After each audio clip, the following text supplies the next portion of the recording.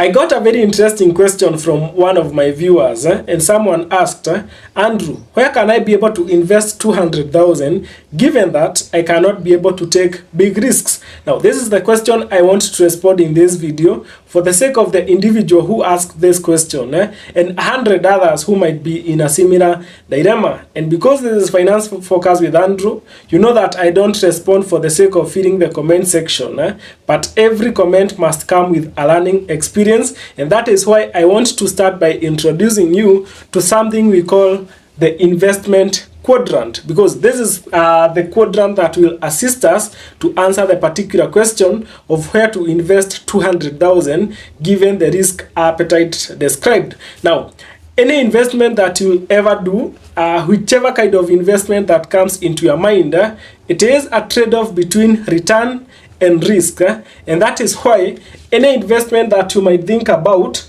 falls in one of the quadrants of this table. Now, I don't intend to take you back to the high school maths. Maybe you feared maths, but I want us to fill this quadrant together and be able to take some lessons from it, and it might help you to make better investment decisions. It's quite simple. It has nothing to do with the 360 degrees quadrant that we used to use in Socator or something. It's quite simple, I promise.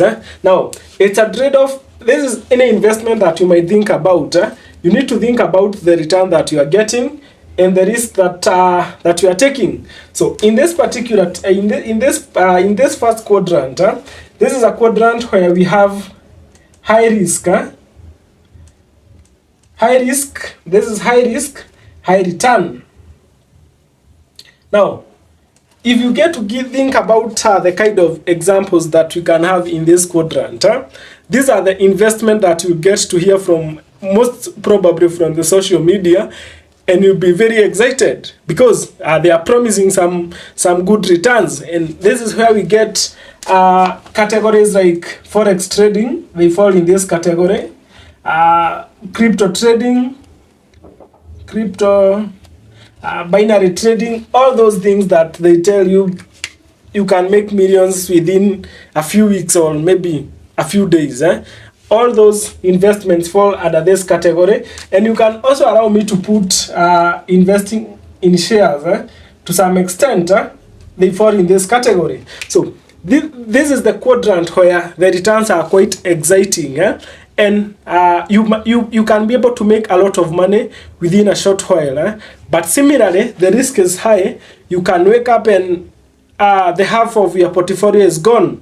Maybe in forex trading, crypto trading, binary trading, all those. You can wake up in a day and half of your portfolio, half of the money that you had invested is gone. Again, you can wake up in another day and the money that you had invested had doubled. Now, that is the first quadrant.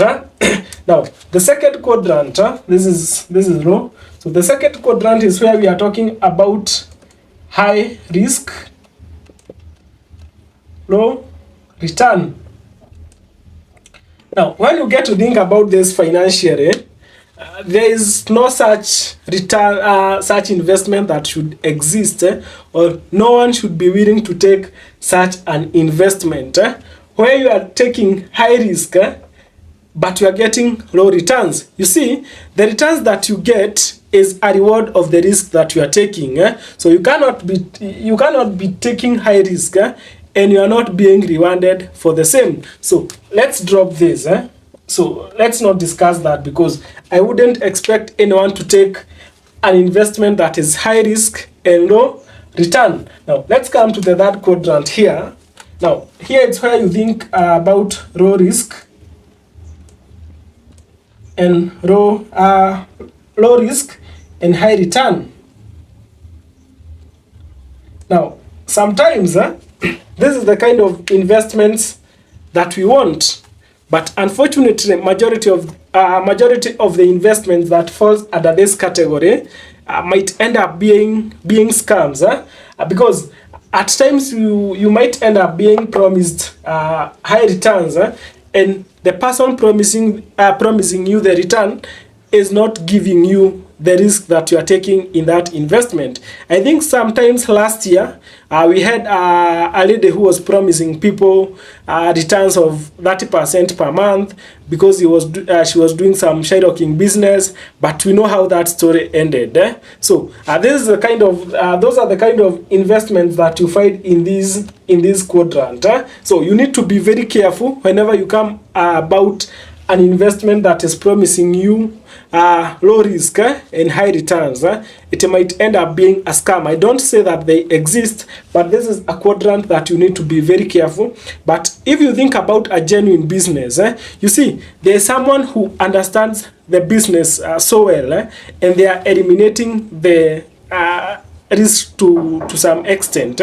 Maybe you have a business model that you have studied well, you are a bit sure it can work, and it has potential of giving you good returns. Maybe it can tend towards it can fall towards this category, but think about that. Now let's come to the fourth quadrant. We are already done, as I promised. It's something simple, and this is where we are talking about low risks, low risk, low return. Now this is a quadrant for people who want peace of mind.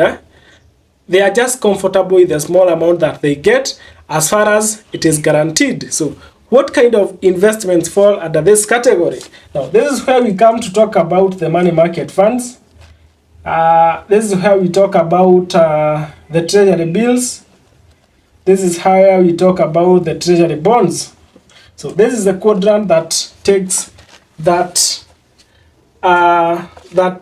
kinds of investment.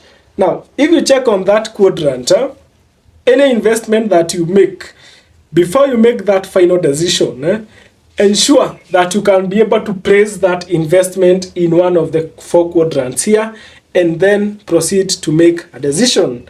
Now, let's go back to the main question that we were supposed to answer in this video. And we are supposed to answer a question of 200,000. Where can this person invest 200,000? They told us something very important. They are not willing to take bigger risks. What I can promise you, if that viewer asked, where can I be able to invest 200,000?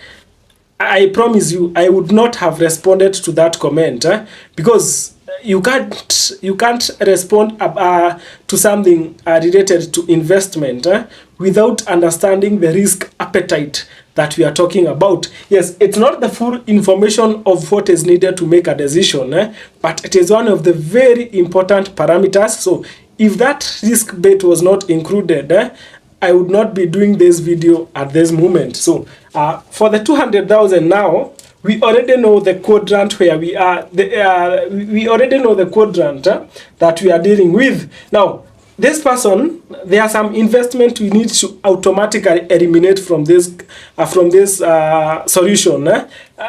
Number one is quadrant number one. High risk, high return. They told us they cannot be able to take high risks. They don't want an investment where they want to wake up one day and the 200,000 they invested is no longer there. They don't want to invest this 200,000. Then after 2 weeks, the value of the portfolio that they invested 200,000 is 100,000. So they want somewhere that even if they are not getting exciting returns, because low risk comes with low returns, at least they will have peace of mind, and they will be guaranteed of some returns. So we get to eliminate this quadrant, and we definitely know that we are dealing with this quadrant here, quadrant number 4. That is where we have the low risk and low return. So in my response to this part, there are two ways that you can get to approach this thing. Number one, of course, for you to be able to make now a final decision, you need to think about, we need to get information about what is the purpose, what is your main goal of investing, how long do you want to stay invested. Now, we cannot give a final answer without knowing other factors, but right now we are responding based on the factor of risk, assuming that the investment period is long. So for number one, you can you can decide to go for full safety. And for full safety is where you invest everything in investment in this quadrant. So you can do a mix of a money market fund, treasury bills, treasury bonds. This is where we get other investments also, like bank deposit, that is fixed deposits. Now, you can decide to go full safety by putting all the 200,000 in that category. And what makes the decision now is things like the investment goal. Do you have an emergency fund? If you don't have an emergency fund, it means that part of this 200,000 should definitely go to a money market fund, and it serves as your emergency fund. Maybe 100,000, maybe 50,000, 70,000, based on how much you need for your emergency. And we say that for a good emergency, you should be able to have 3 to 6 months of your monthly spending, things that you cannot live without. Then you can also distribute the other amount between the treasury bills and the treasury bonds, and you need to be very careful, because you need to consider the period. If you need the money very soon, don't go for a treasury bond. You might be forced to go for a treasury bill, and that is why I'm saying we cannot give the specific answer now that we don't know other factors. We only know one factor known as risk, but there is a lot of factors that come into play when making an investment decision. So that is number one. That is approach number one. And approach number two is where you can do the balanced approach. Now, what is this? What is it that I'm referring to as a balanced approach? Now, I know even if you are saying that you cannot take big risks, you cannot take bigger risks, you can take some risk to some extent. You can take some sort of risk, because in this country, in this life rather, you should be able to take some risk to some extent, because everything that you do involves some levels of risk. So it means that you are able to take some risk. So this is where you come and deposit on or invest 80% in this quadrant we are talking about. That is where we have the MMF, we have the T-bills, and we have the T-bonds. Then the 20%, you decide to put it maybe in shares. Yes, there is some risk here, but there is also some potential for growth. There is also some potential for high risk. So even if all this is lost, you still have your 80%, and so the amount you have lost is not so much, and the risk that you have taken will be lesser risk, because there will be calculated risk. You did not just invest for the sake, but you can try to take a balance between the two. As far as you cannot take a lot of risk, I know you can take some small risk, so you can distribute the money, a biggest chunk to go to the low risk, low returns, and maybe a small percentage to go trying to look for better returns. So that is my take. An investment of 200,000. Think of the investment quadrant and make a decision based on other factors. Now, I would like to hear your thoughts about the same. If you are given the same 200,000, where would you invest this money? Remember that we are advising someone who has a very low risk tolerance.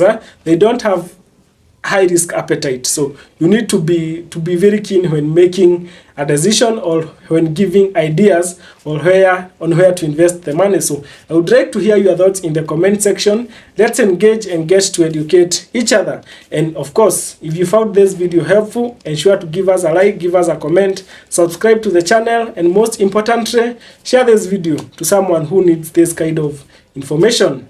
Till next time, stay financially woke.